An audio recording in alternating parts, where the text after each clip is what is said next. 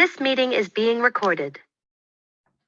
Yes. So hi, everybody. Thank you for joining us today for our Day in the Life series. This is where we speak with different professionals and find out just what it takes to jump into that career and what a typical day might look like. Today, we're jumping into the life of a music teacher. So first and foremost, my name is Nicole Karstens, and I'm an academic counselor here with Upward Bound. Today, we are joined by Holden Maiorana, who is an accomplished music teacher from the Rochester area. We're lucky enough to be joined by Holden. He has presented at many prestigious events. He's directing an award-winning ensemble that I'm sure he'll talk a bit more about soon. And he's an avid musical director and has directed musicals across the state. I could go on and on about Holden, but I'm going to give him a chance to introduce himself as well. So Holden, would you mind taking a moment to introduce yourself? Absolutely. So thank you guys so much for having me. I am so excited to talk about what it's like being a music teacher. I firmly believe that I have the greatest job in the world. I love mostly every second of it. Obviously, every job has its stressful moments, but all in all, just truly the best. Like Ms. Carson said, my name is Holden Maiorana. I'm originally from the Rochester area, so born and raised in like a cornfield 30 minutes east of Rochester. I went to school at SUNY Potsdam, the Crane School of Music up in Potsdam, New York, way up north, which is actually where myself and Ms. Carson's first met. I then started this job where I currently am, and I did this summer programs to get my master's over at Ithaca College, and now I'm in my 5th year of teaching over at Spack&Kill Union Free School District in the Hudson Valley, so about 90 minutes north of New York City in that little region there. And I teach 7th grade all the way through 12th grade chorus, and I also music direct in the area, so I do a lot of theater outside of the school day. So that's a little bit about me.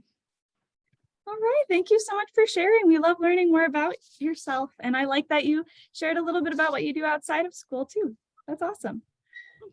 So I'm just going to go through a few questions. Like I mentioned before, I just want to emphasize again, this is a Q&A session for all of our students. So please, if you have any questions pop up, don't be shy in putting them in the chat. I am more than happy to voice them for you. If you want to unmute yourself and ask the questions, that is perfectly fine as well.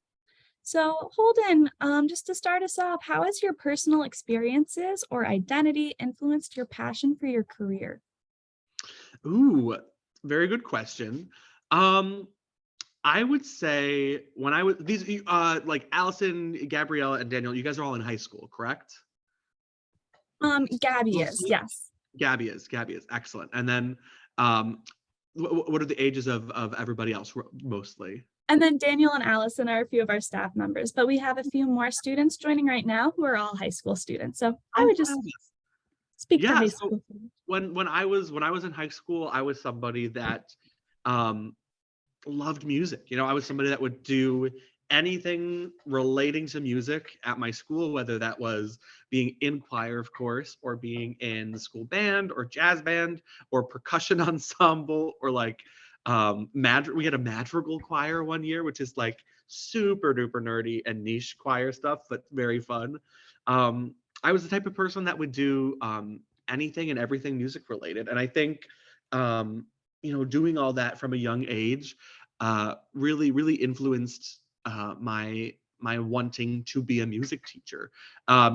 It wasn't really ever set in one thing. You know, I was never really like gung-ho about just one aspect of music. It was always like music as a whole, and arranging and playing percussion and playing saxophone and singing. And I decided that I wanted to take all of that and spend the rest of my life having fun making music.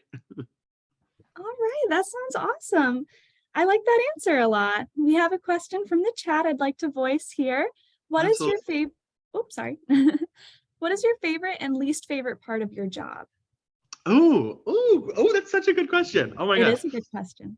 That's such a good question. God, it's so cliche. Like my favorite, there are so many favorites. Let's think here. My favorite part about the job is I feel like there's the stereotypical teacher answer of like, anytime I see a kid like um like something clicks and like their face changes and they get excited about learning, that's my favorite. And it's so true. But I would probably say my favorite part, that's a great part, but my favorite part about the job is when students graduate and then they invite me to their different music things that they have going on, either in college or like just in life outside of school. It's my favorite thing in the world getting to go to like my former students' college campuses to see their orchestra concert or their college school musical.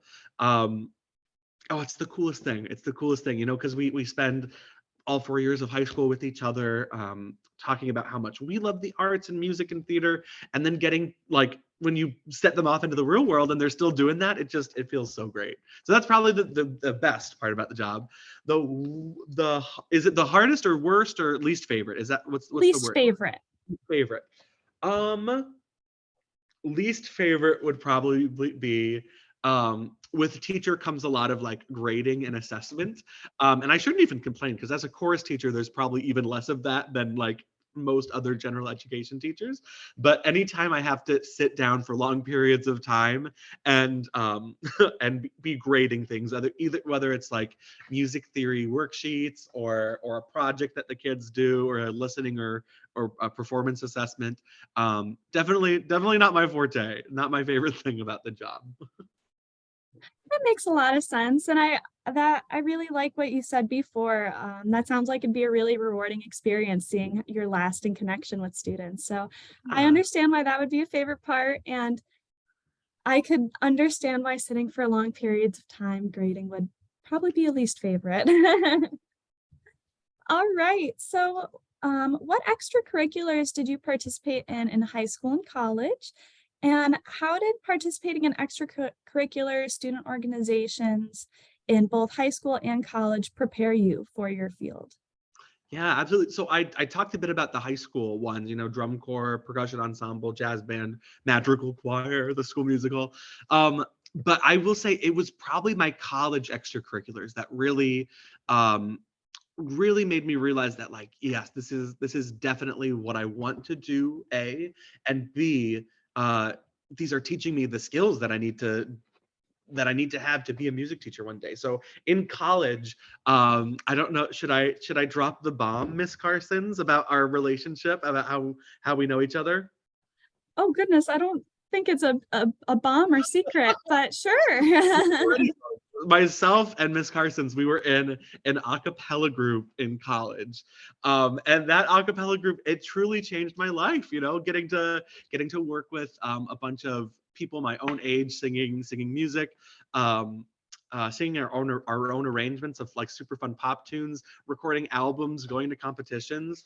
It was just fantastic, and I was lucky enough to have been voted music director, so I got to lead the rehearsals and teach the music, at the same time that Miss Karstens was the president of the group. So it was just a magical, super super duper fun time in my life, getting to be in that a cappella group, teaching music and arranging music to be learned and performed, going to competitions, recording albums, like I said. And then the second, probably most influential extracurricular that I was involved in college was I we held an arts festival every year at SUNY Potsdam, the low-key co-fed festival for the arts. And my sophomore year, I like wrote a grant to get funding to do a musical theater showcase. For those of you who are unfamiliar, like with the idea of a showcase, basically like making a theme, whether it's like a composer or like a certain like set of years or like just like a theme like love or life or something, and picking musical theater songs that fit that theme, and then presenting those songs on stage with a full orchestra, and whatnot. So it's less of like an actual like musical and more like songs from different musicals. So anyway, I wrote a grant to direct one of those for this arts festival. It was accepted, and then I was fortunate enough to um, music direct and direct those musical theater showcases my sophomore, junior, and senior year. And that really taught me so much about leading a rehearsal, about selecting repertoire, about conducting an orchestra. I'm so grateful for those opportunities. Plus, I just got to nerd out for a while. I love musical theater. I got to like pick my favorite Sondheim songs, put them in a show. Got to pick my favorite like eras of Broadway, and put a show together with those. It was fantastic, and like I said, great experience teaching music and leading others while making music together. Yeah, it's really nice that you got to have those hands-on experience in college to get a better idea of how you enjoy your future career. That's awesome, and we're really happy to hear that. Um, just as a reminder for students, because I know a few people joined a little later, probably because connection stuff, I just want to mention, if you have any questions or anything, please feel free to put them in the chat, and I am happy to voice them for you. I'm going to keep going on with my questions, but feel free to write them, just as a reminder. So can you tell us a little bit about your values and what motivated you to pursue a career in music education? That's a good question. Yeah. For me, you guys will notice a trend of like Mr. Maiorana Holden had a very nerdy upbringing, and like I talked a lot about the nerdy madrigal choir, which was so fun for me. Music, being a musical theater nerd, just being obsessed with it. And this question is probably best answered by my days in the Boy Scouts, which I truly love the Boy Scouts, and I spent years at a summer camp teaching merit badges from the ages of I think 15 to 21. I was teaching merit badges at a summer camp for Boy Scouts all summer long. And that was where I first learned that I really love teaching. Like I like being in front of people, and I like working with kids, and I like just being with them as they're making new discoveries. So as I was at the summer camp, it really motivated me to become a teacher. Now, at that point, the music element was not even necessarily in my mind. I was thinking like, I just want to be a teacher. Like, it doesn't really matter what, I just want to do that with my life. And then as, the next school year went by, I think it was maybe my junior year, I was like, okay, well, I like to teach. What do I want to teach? I kind of just realized like the thing that I love most doing is music. And music teachers exist. You can work with kids and have fun and make music all day long. So that's when it kind of clicked. That like my upbringing, if you will, the teaching aspect came first at this summer camp, and then the motivation behind being a music teacher was really just me always being involved in musical things in and out of school. Right. That makes a lot of sense. And it's really interesting to see how your time in Boy Scouts has really influenced your future, because I'm sure you started that at such a young age, right? Is there anybody in the call right now that has either Boy Scouts or Girl Scouts or 4-H experience? Anybody in the chat with the raise hand feature? No Boy Scouts or Girl Scouts? Totally fine. Totally fine. Did you mention 4-H as well? I did, yes, yeah. Oh, all right. I know we have quite a few students that are involved in that, possibly not in this call, but in general. Yeah, I mean, honestly, any like those the student organization, student leadership groups, they were really beneficial for me, I'll say. Yeah. Yeah, I can see that. Now, what does a typical day look like for you? What are some challenges you face on a day-to-day day as a music teacher?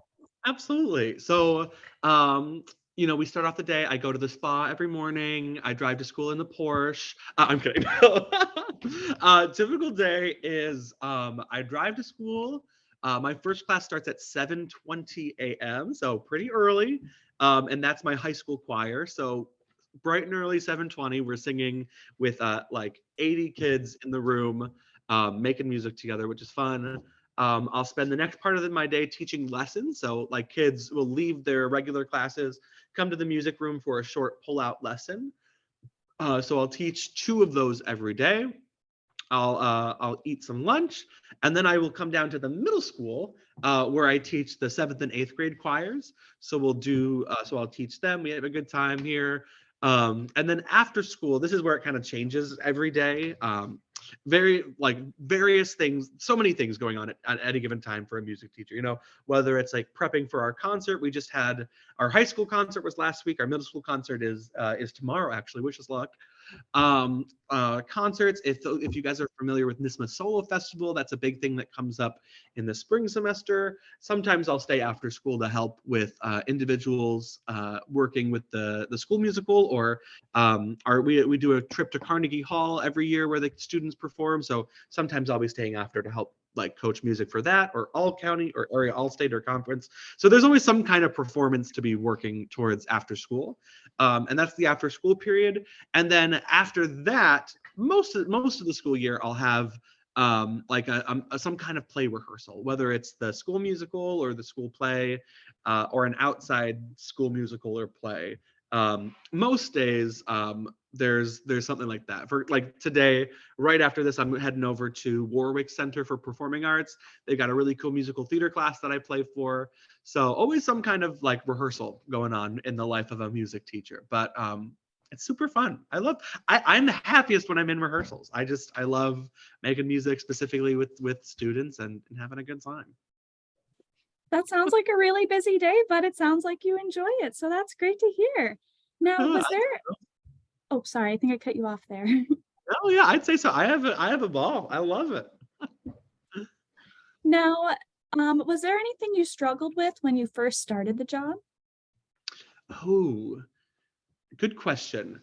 So as I was kind of working through the day, you guys could see that it was, pretty busy day. But I will say, I think college really prepared me for like the busyness of it. College can be a kind of busy time, but it taught me time management skills. So luckily, the busyness of the job was not so much of an adjustment. I will say though, the hardest part about like starting the job, it's probably, I would say it's picking what's important to you, if that makes sense. So in my curriculum, when I first started off, I had a million things that I was like, my kids got to do this. My kids have to do this. They have to learn this, and they have to do this specifically, blah, blah, blah, blah, blah. And my first year, I really threw everything at the wall and saw what stuck. And when you throw everything at the wall, try to do everything all at once, not a lot of stuff sticks. My second year, the skill that I started learning was prioritizing what I think is most important in my curriculum. Picking the things that I'm like, okay, well, this would be nice if the kids learned, but this right here, this is like essential to like performing music. So let's focus on this, and really paring down the most important elements of music education and then teaching those. So for me, that was like teaching literacy, teaching like how to read music. And another big thing was tone, singing with a nice, beautiful, tall tone. Yeah, so by focusing on those two, it was hard to learn, because again, for any job really, I feel like the instinct is to throw 150% of yourself into the job, try to do as much as possible. But I found better success in really being specific about what I want my students to take away from my lessons. Because then you can build upon it. You can get all those 150 things into your curriculum if you spread them out, over the course of, in my case, a couple of years. That makes a lot of sense. And it's good to hear about the benefits of prioritizing and the benefits of creating those time management skills, especially in college. So thank you for sharing that. That was really helpful. What's the skill you're most proud of learning? I would say the skill that I'm most proud of learning is piano. So any show of hands, does anybody sing or play an instrument in the group here? Maybe not. Maybe some shy. That's all right. I sang, obviously in high school. I played saxophone and I played percussion, but I never really took piano lessons, which is frankly kind of, I regret. I wish I had taken piano lessons, but later into high school, I realized I wanted to become a music teacher, and I knew that becoming a music teacher, you really should have some kind of piano skills. So I, from junior year on, really focused on learning teaching myself how to play piano, so that by the time I got to college, I had a pretty good foundation. I was able to test out of a lot of piano classes, um, and yeah, so I like playing piano constantly, practicing, teaching myself those skills, and now I'm very happy to say that I feel great about my piano skills, and also it's some nice money on the side. I get paid quite a bit doing small gigs here and there playing piano for people, so it was a great investment learning piano in high school. Yeah, and it opens in the music world, it opens a lot of doors for you if you're able to, say like, hey, I can lead a rehearsal, I can accompany my rehearsal, I can play for the musical. So yeah, I would say that learning piano is the skill that I'm most proud of. Yeah, that sounds like a great skill with music teaching, and that's great that you were able to identify that at a younger age and really invest some time and effort into that. That's awesome. Hmm. Now, can you talk about an experience or mentor that you had that helped you get where you are today? Yes, good question. I will probably say my college voice professor. Her name. Actually, can I give two quick answers? I'm sorry. Yes, of course. I'll say my high school band teacher. His name was Mr. Strasser. Phenomenal person, such a huge mentor for me. And what I appreciate most about him is everything he did, it came from a place of love. Like he was just such a kind, like caring, sweet, thoughtful individual, which was just so great, like seeing every morning in band class. I loved my high school chorus teachers, but the way that it worked out, I had a different one every year of my high school career. We like freshman year, we had somebody that I really enjoyed, and then they accepted a job elsewhere. Then I had a different one, and so on and so forth. That band teacher I had since fifth grade. I had him in fifth grade, and he was with us the whole time.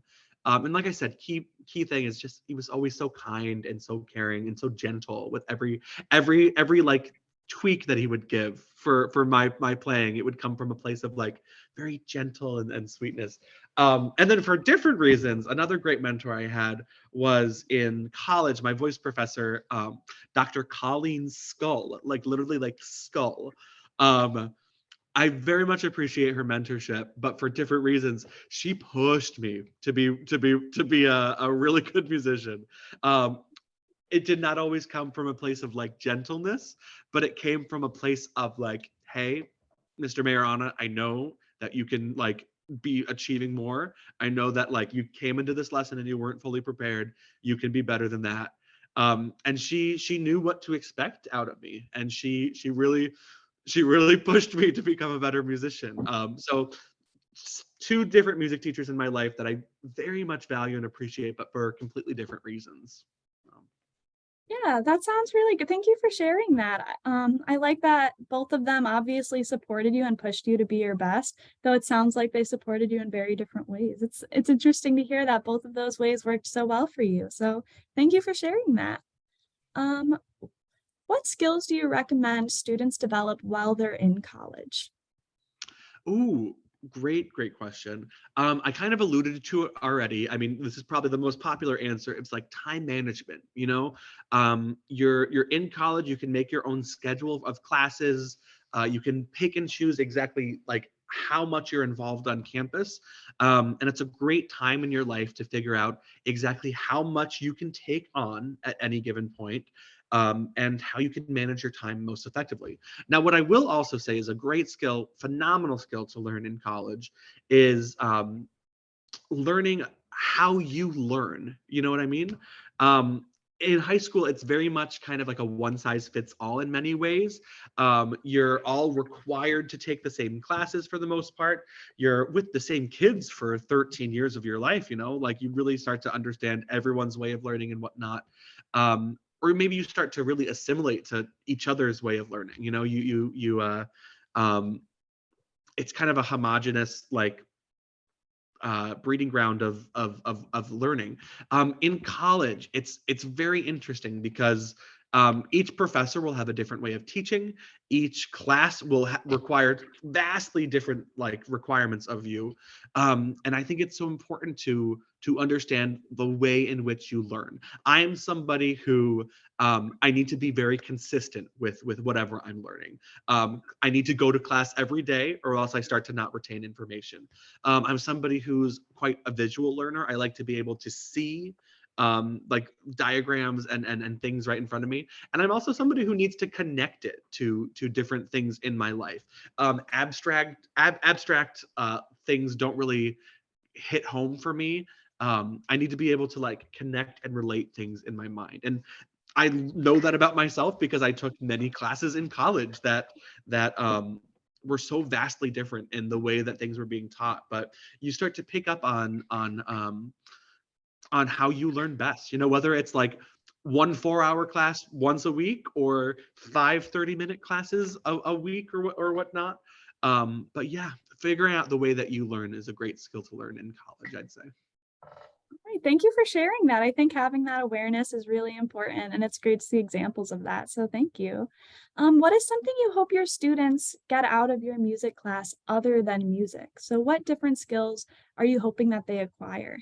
Yeah. Well, I say it all the time in my class, and that is, um, I'm your music teacher. I remind them every day. I say, I'm your music teacher. No, but I do tell them, um, it's nice for the world to have good musicians in it. I think it's so important for the world to have good musicians in it. But what's more important is that the world be filled with good people, you know?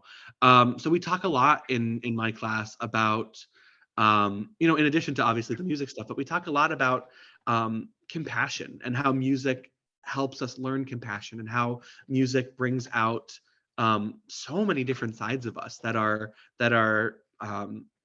music brings out empathy, music brings out compassion and discipline. um, and above all else, because it's such a unique and special experience, music, the way that we hear music and the way that we listen to it and what we listen to, it's very personal and unique. I try to have my students walk away knowing that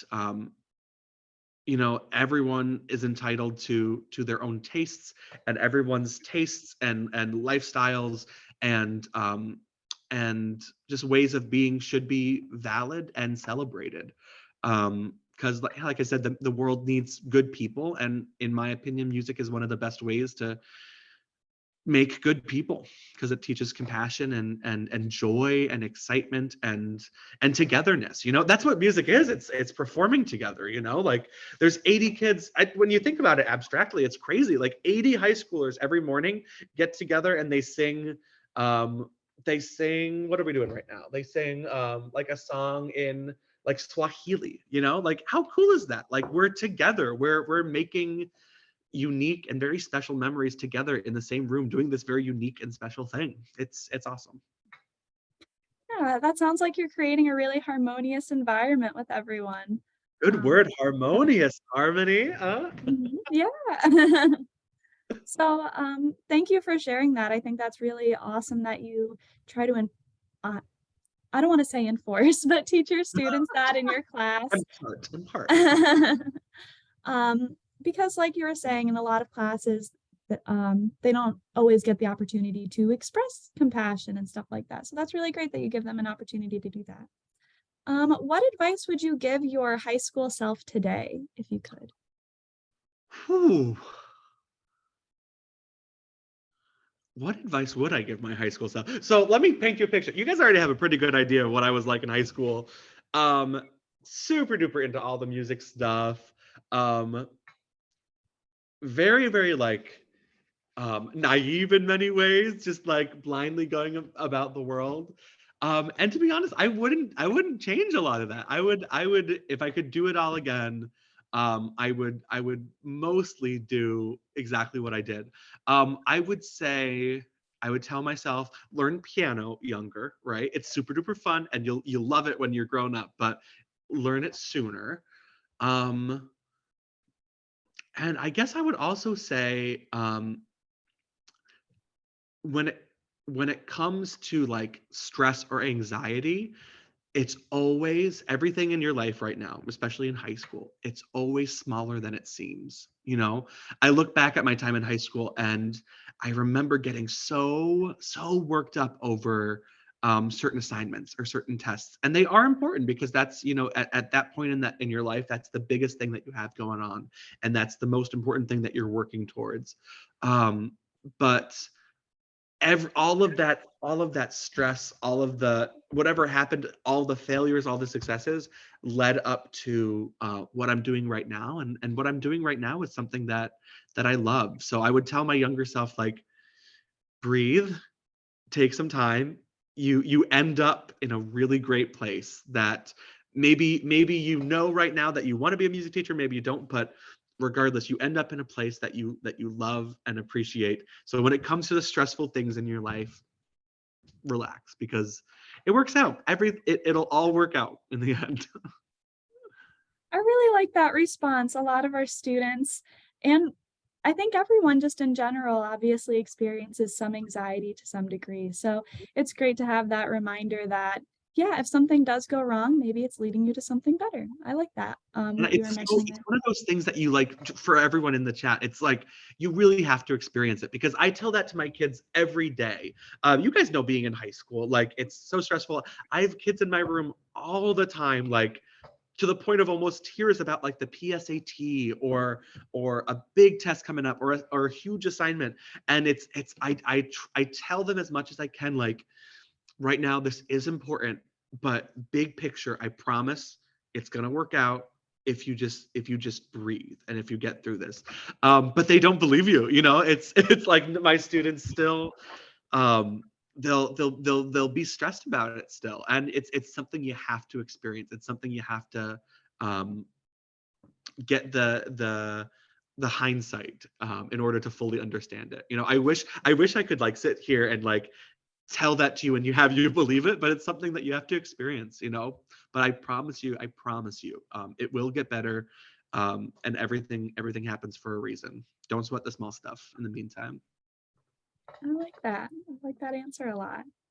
All right. So we have a few students who are involved in clubs like chorus and drama club.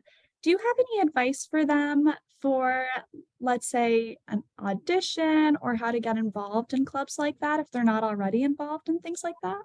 Yeah, totally.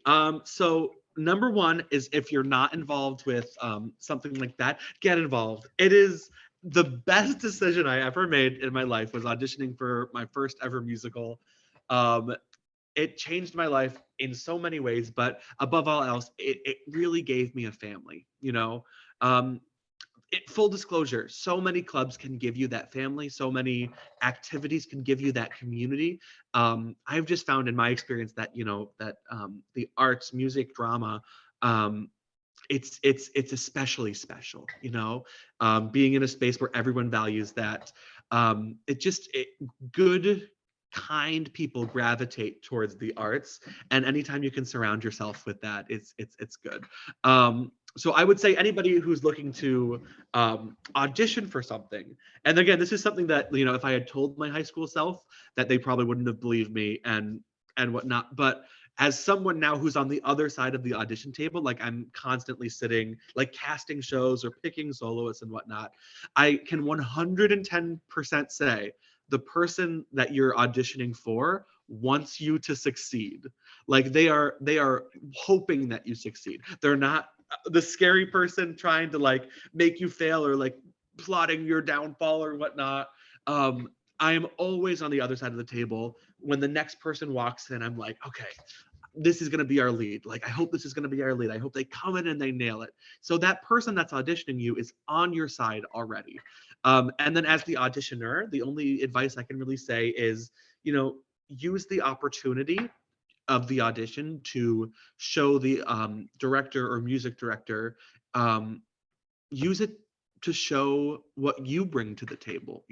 Don't try to go into your audition trying to create the most perfect generic brand performance of like technically perfect and like black and white, like crystal clear, this is a good technical performance.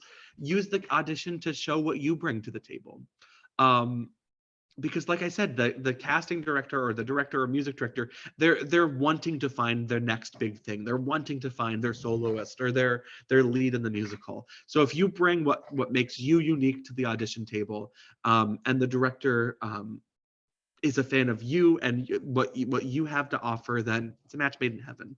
And if it's not meant to be, it's not meant to be, and there's nothing else you can do about it. So don't sweat it. Nice. And I think that can really apply to a lot of things, whether it be auditions, interviews in the future. I think that really works for all of that. So thank you for sharing. That's awesome. Now, like I said before, we do have a few students who are involved in choir and stuff like that. I understand that your choir is going to be touring this summer. Could you elaborate a little bit more on that and maybe describe how those opportunities arise? Yeah, absolutely. So, like Miss Carson said, my high school choir, the 9 to 12 group, we had the opportunity this summer to spend 3 weeks in Europe, which is so totally awesome. As someone who's never been to Europe before, I now get to take my choir and sing at a bunch of really cool old places like old cathedrals and opera houses, and it's going to be awesome. Um, those opportunities, a lot of the time, they start with your teacher, but many times they don't have to. This particular group that we're going with, it's called American Music Abroad. The company did approach me, and I was offered as the conductor position, and then through that I was able to get my group involved with it. But this company alone, you can sign up as an individual, and there's many companies like it. You can sign up as an individual and go with this massive choir and sing around Europe. There are different things, and it might not seem like it, but in every community there's different musical opportunities for you, whether it's a community choir or private voice lessons or community theater or a local regional theater. There's always something going on, even though it might not seem like it. I promise, within a 30-minute radius of you, there are artistic opportunities that are very fulfilling. So yeah, we're doing the European tour. Like I said, we perform at Carnegie Hall every year, and that's through a company called Manhattan Concert Productions. Again, that one, like, we're going as a group, but that's one that you can sign up as an individual. You send in an audition video, and then if you get selected, you get the music and you sing at Carnegie Hall, and there's like a registration fee. But yeah, these opportunities are out there.